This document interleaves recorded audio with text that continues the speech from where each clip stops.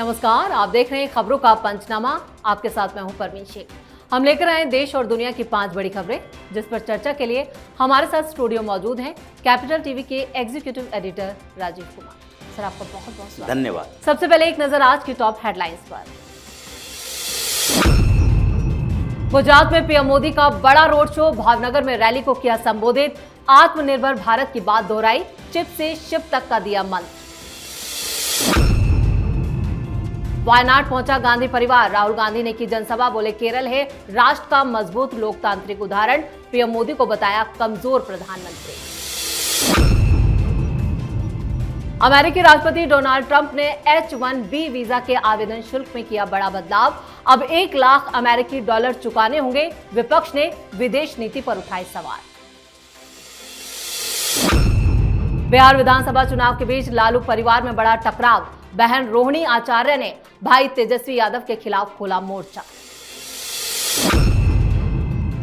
जम्मू कश्मीर में आतंकवाद और ड्रग तस्करी के खिलाफ बड़ा एक्शन, CIK ने घाटी के 7 जिलों में की छापेमारी।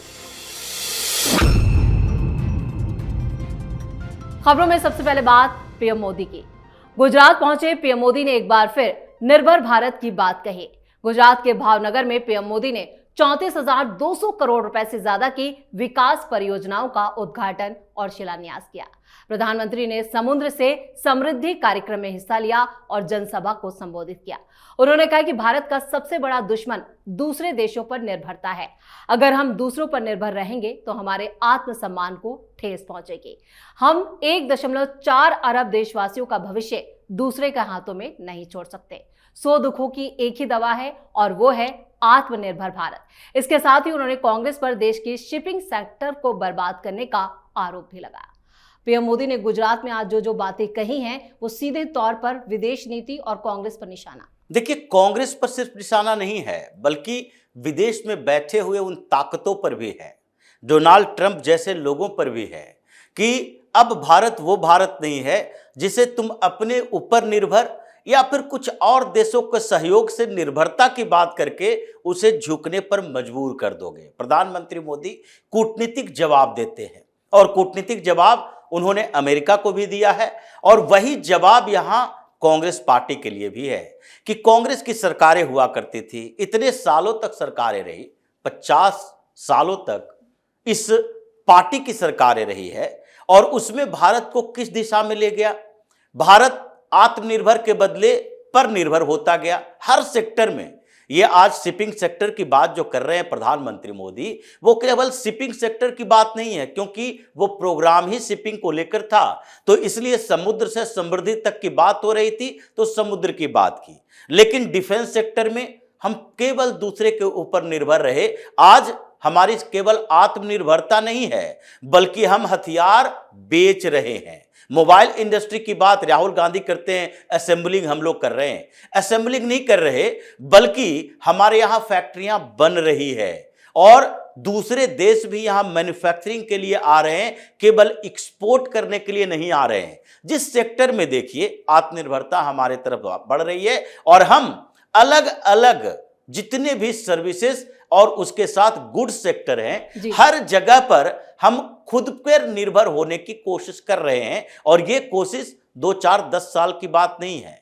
अभी कुछ समय और लगेगा ताकि भारत इतना मजबूत हो सके कि कहीं भी दुनिया के किसी भी देश के अंदर इतनी क्षमता ना हो कि भारत के ऊपर उंगली उठाए और ये सोचे कि अगर हमने कोई प्रतिबंध लगा दिया, अगर हमने ये सैंक्शन लगा दिए, अगर हमने कोई कवायद कर दी तो भारत कमजोर हो जाएगा। उसी स्थिति को पलटने की कोशिश प्रधानमंत्री मोदी कर रहे हैं।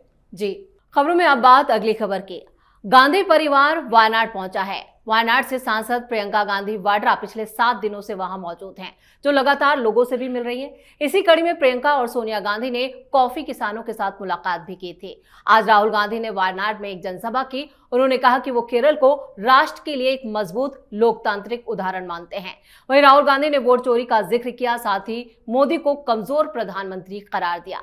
वैसे वायनाड में कांग्रेस पार्टी के लिए ये वक्त चुनौतीपूर्ण बना हुआ है, क्योंकि पार्टी के भीतर विवाद ने पार्टी की दिक्कतें काफी बढ़ा दी हैं। राजीव सर, वायनाड पूरा गांधी परिवार क्यों? देखिए, वायनाड में ये लोग इकट्ठा हुए हैं लगता तो है कि इकट्ठा हुए हैं तो कुछ परेशानी भी होगी। अभी तीनों के तीनों मतलब मां, बेटी और बेटा, ये तीनों के ऊपर समस्याएं, आफत मंडरा रही है। प्रियंका वाड्रा के पति रॉबर्ट वाड्रा, जिनके खिलाफ राउज एवेन्यू कोर्ट में सुनवाई चल रही है लैंड डील को लेकर, वो लग रहा है कि कब प्रियंका वाड्रा के घर पर नोटिस आ जाए, कब वारंट आ जाए कि रॉबर्ट वाड्रा अब इसमें आरोपी नहीं दोषी हैं, इसलिए गिरफ्तार करके ले जाया जाता है। प्रियंका वाड्रा, जिनके खिलाफ वायनाड के कोर्ट में ही मुकदमा चल रहा है, केरल हाई कोर्ट में भी मामला गया हुआ है कि इन्होंने अपनी प्रॉपर्टी छिपाई है। वायनाड में लोकसभा चुनाव लड़ने के समय से प्रॉपर्टी की जानकारी सही नहीं दी एफिडेविट में, तो इलेक्शन एफिडेविट के खिलाफ मामला चल रहा है। सांसदी कभी भी छीनी जा सकती है। उसके बाद ये राहुल गांधी, सोनिया गांधी, ये दोनों के खिलाफ नेशनल हेराल्ड के मामले में वारंट इशू होने का इंतजार है। पेशी वारंट तो लगभग आ चुका है क्योंकि ट्रायल शुरू हो चुका है और आगे इसके लिए इन दोनों के घर पर प्रतियां दे दी गई आरोपों की और चार्जशीट की पूरी कॉपी दे दी गई है कि पढ़ लो, ठीक ठाक से समझ लो। फिर उस समय यह न कहना कि इस आरोप के बारे में तो हमें जानकारी नहीं दी गई थी, तो हम तैयारी कैसे करें। तो ट्रायल तीनों के खिलाफ है, पूरे परिवार फंसा हुआ है। अब एक जगह जाकर मीटिंग कर रहे हैं। राजनीति बदलेंगे या खुद ही बदल जाएंगे, अभी तो आगे आगे देखिए। जब जब ये परिवार एक साथ इकट्ठा होता है, या तो कांग्रेस में विस्फोट या परिवार में विस्फोट होता है। शिमला में जब ये लोग जाते हैं, एक साथ इकट्ठे होते हैं, तो आने के बाद कुछ नई समस्या पैदा करके आते हैं। इसी तरीके से वायनाड से लौटते लौटते ये लोग कुछ और नई परेशानियों के साथ ही आएंगे। ये गांधी नेहरू परिवार के ऊपर आने वाले आफत की पृष्ठभूमि है, ये संकेत मिल रहा है। जी, खबरों में आगे का रुख करते हैं। अमेरिकी राष्ट्रपति डोनाल्ड ट्रंप ने H-1B वीजा के आवेदन शुल्क में बड़ा बदलाव करते हुए इसे $1 लाख करने का फैसला किया है, जिसके बाद अब H-1B वीजा के लिए सालाना $1 लाख देना होगा। ट्रंप के इस कदम पर राहुल गांधी ने पीएम मोदी पर निशाना साधा।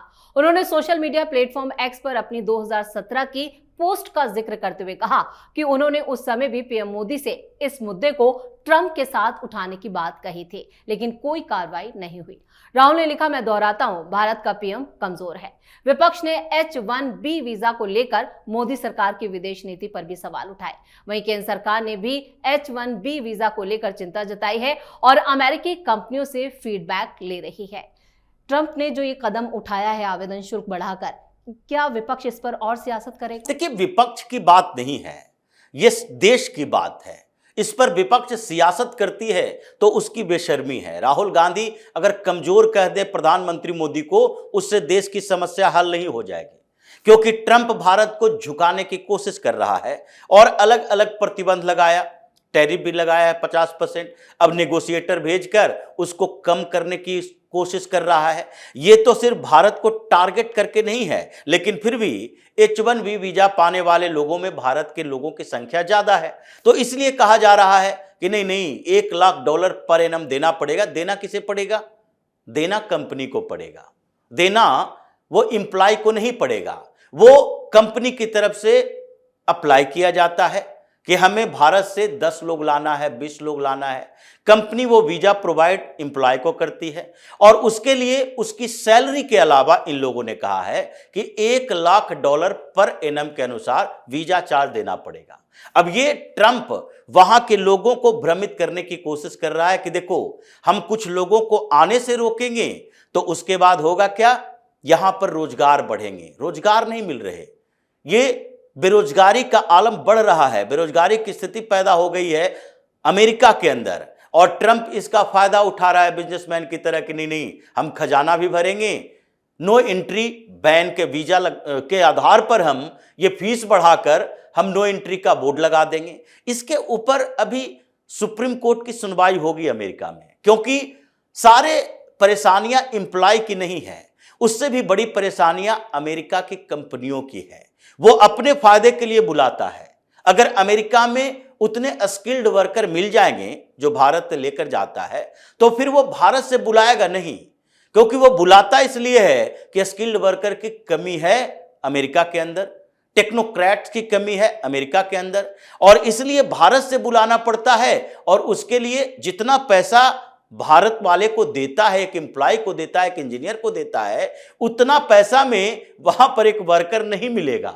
तो समस्या इन कंपनियों की है, इसलिए इकट्ठा वो लोग भी हो रहे हैं। और वही ये न्यूयॉर्क टाइम्स में रिपोर्ट छप रही है कि, और उसमें कहा जा रहा है, अटॉर्नी ने वहां का कहा है, जो अटॉर्नी जो बिडेन के समय में था, कि ये 5 सेकंड नहीं लगेगा इस फीस हाइक को कोर्ट में चैलेंज करने में। ये तुरंत 5 सेकंड के अंदर जज इसे खारिज कर देगा। जैसे टैरिफ पर अभी भी सुप्रीम कोर्ट में ये लोग छटपटा रहा है कि टैरिफ पर भी सुप्रीम कोर्ट अमेरिका का फैसला देगा। इसीलिए इसमें भी ज्यादा समय नहीं लगेगा, क्योंकि ये एंट्री बैन का बोर्ड है, आप फीस हाइक करके कर रहे हो, और इससे सबसे ज्यादा प्रभावित अमेरिका की कंपनियां होगी। यहां क्या होगा, यहां आउटसोर्सिंग से काम चला लेंगे। इंफोसिस, ये जो दूसरी कंपनियां हमारे पास है, विप्रो, इंफोसिस जैसी कंपनियां, HCL जैसी कंपनियां, ये सब टेक्नोलॉजी का काम करती है। और वही नहीं, ये TCS जैसी कंपनियां हैं जो अमेरिका में जो अपना ब्रांच खोले हुए है, वो आउटसोर्सिंग करके यहां से काम कर लेगा। लेकिन फिर भी एम्प्लॉयमेंट अमेरिका के कमजोर होगी।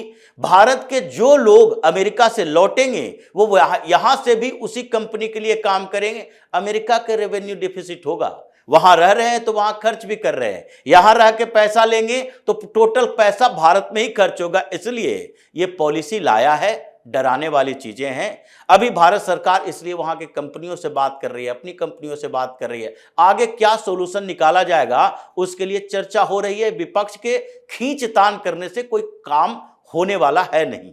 सही कहा आपने। और खबरों में अब बात लालू परिवार की। लालू परिवार के झगड़े अब खुलकर सड़क पर आ चुके हैं। तेज प्रताप यादव के बाद बहन रोहिणी आचार्य और मीसा भारती ने भी बगावत कर दी है।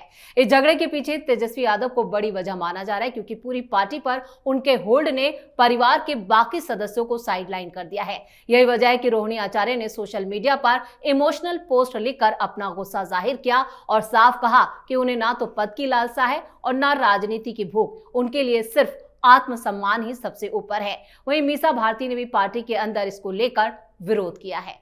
चुनावों के बीच लालू परिवार के जो झगड़े हैं वो सड़क पर आ गए, इससे कितना नुकसान पार्टी? देखिए, नुकसान तो होना ही है, और लालू परिवार में एकता रही नहीं है।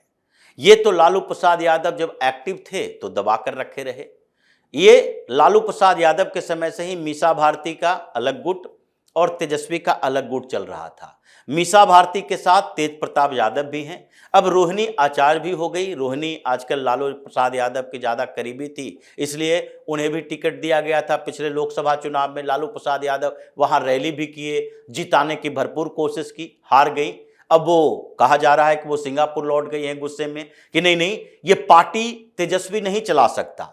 अगर लालू प्रसाद यादव ने इस पार्टी को यहां तक लाया है तो परिवार के दूसरे लोगों की भी भूमिका उतनी होनी चाहिए। अगर राजनीतिक विरासत की बात करोगे तो जैसे प्रॉपर्टी की विरासत में सबकी भागीदारी होती है, वैसे ही राजनीतिक विरासत में एक उत्तराधिकारी नहीं हो सकता, तुम युवराज नहीं बन सकते। इसलिए तेजस्वी यादव को इस बीच, जो कि अपने आसपास के लोगों के आधार पर राजनीति कर रहे हैं, और तेज प्रताप यादव अलग हो गए हैं, अब मीसा भारती और रोहिणी भी उनके साथ तेज प्रताप के गुट में आ गए, तो तेजस्वी यादव के लिए समस्या यह है कि लालू प्रसाद यादव अभी उतने मजबूत नहीं है मानसिक रूप से, अभी वो उतने मजबूत नहीं है शारीरिक रूप से भी कि ये पूरे पार्टी को हैंडल कर सके। और ऐसे समय में अगर तेज प्रताप यादव के मंच पर मीसा भारती आ गई, अगर तेज प्रताप यादव के मंच पर रोहिणी आचार्य आ गई, जिन्होंने अपनी किडनी दी है, और लोगों के, यानी कि जो लालू प्रसाद यादव के समर्थक हैं,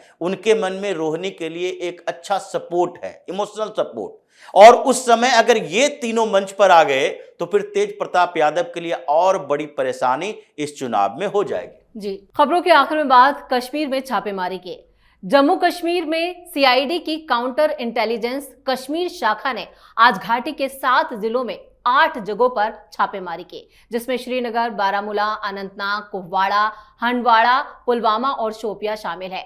पुलिस अधिकारियों ने जानकारी दी कि छापेमारी अदालत से तलाशी वारंट जारी होने के बाद की गई। जांच का मकसद उन लोगों की पहचान करना है जिनका कश्मीर में सक्रिय आतंकवादी संगठनों से संबंध है। छापेमारी में फोरेंसिक जांच के लिए कई दस्तावेज और इलेक्ट्रॉनिक उपकरण भी जब्त किए गए हैं। छापेमारी में स्थानीय पुलिस और सीआरपीएफ की सहायता भी ली गई। राजीव सर, अचानक से कश्मीर में इतनी सक्रियता और जांच एजेंसियों की छापेमारी क्यों?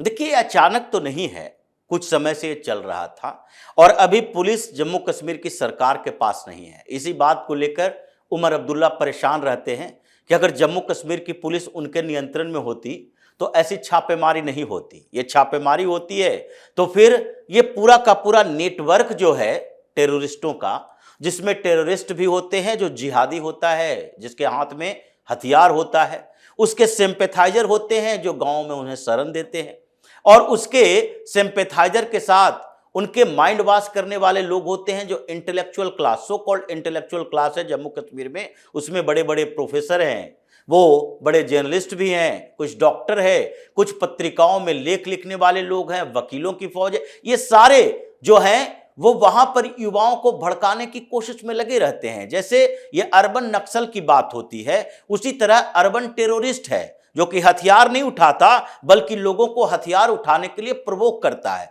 तो ये पूरा नेटवर्क जो है, जिसमें टेरर फंडिंग वाले लोग भी हैं जो कश्मीर के व्यापारियों से इनडायरेक्ट पैसे लेते हैं, सेव के कारोबार करने वाले से लेते हैं, वहां के होटल के व्यवसाय करने वाले से लेते हैं और उन पैसों को टेररिस्टों को देते हैं। ये मिडिल मैन है। तो ये सारे लोग जो नेटवर्क बनाकर रखा हुआ है, उसी को क्रैक करने की कोशिश की जा रही है। और यही वजह है कि अभी जम्मू कश्मीर की पुलिस पिछले 60-70 सालों में जितनी एक्टिव नहीं थी उतनी एक्टिव है, क्योंकि जब वहां पर राष्ट्रपति शासन लगा, गवर्नर रूल भी लगा, तभी भी जम्मू कश्मीर की पुलिस को इतना छूट नहीं मिली थी। उस समय कांग्रेस की सरकार हुआ करती थी केंद्र में। लेकिन इस बीच कश्मीर की पुलिस जितना वाइब्रेट है, जो वहां के डीजीपी ललिन प्रभात ये बार बार जो बात करते हैं कि जैसे वहां के लोकल पॉलिटिकल पार्टियां, ये पिछले डीजीपी ने भी कहा था कि सबसे बड़ी वजह आतंकवाद को बढ़ाने की वहां की लोकल पॉलिटिकल पार्टियां हैं, जो उसके साथ सहानुभूति रखती है, जो आतंकियों के लिए काम करते हैं। और इनको लगता है अगर इनकी सहायता न करेंगे तो फिर हमें वोट नहीं मिलेगा। तो इन पूरे नेटवर्क को तोड़ने की कोशिश चल रही है, इसलिए रेड भी हो रहे हैं, छापेमारी भी हो रहे हैं, अभी कुछ बड़ी गिरफ्तारियां भी होगी। राजीव सर, इस तमाम जानकारी के लिए और सटीक विश्लेषण के लिए आपका बहुत बहुत धन्यवाद। धन्यवाद। खबरों का पंचनामा में आज के लिए इतना ही। देश और विदेश की बाकी खबरों और उनके सटीक एनालिसिस के लिए देखते रहिए कैपिटल टीवी। वीडियो को लाइक करें, शेयर करें और कैपिटल टीवी को सब्सक्राइब जरूर करें। धन्यवाद।